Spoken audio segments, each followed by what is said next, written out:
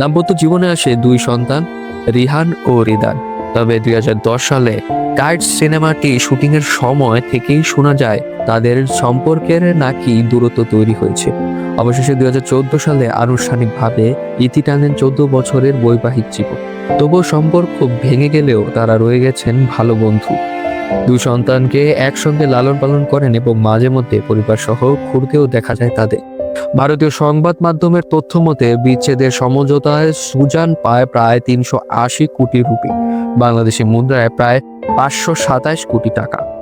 নগদ সম্পত্তি না অন্য কোনো ভাবে কিভাবে এই অর্থ দেওয়া হয়েছিল তা প্রকাশ করা হয়নি। তবে এই অঙ্কই বলিউডের সবচেয়ে ব্যয়বহুল বিচ্ছেদের রেকর্ড গড়ে দিয়েছে। বর্তমানে ঋত্বিক রোশন প্রেম করছেন অভিনেত্রী সাবা আজাদের সঙ্গে, আর সুজান সম্পর্কে রয়েছেন আরসালান গনির সঙ্গে। ঋতিককে খুব শীঘ্রই দেখা যাবে ওয়ার 2 সিনেমায়, যা মুক্তি পাবে আগামীকাল অর্থাৎ 14 আগস্ট। টেক্স রিপোর্ট, খবরের দেশ, বিনোদন ডেস্ক।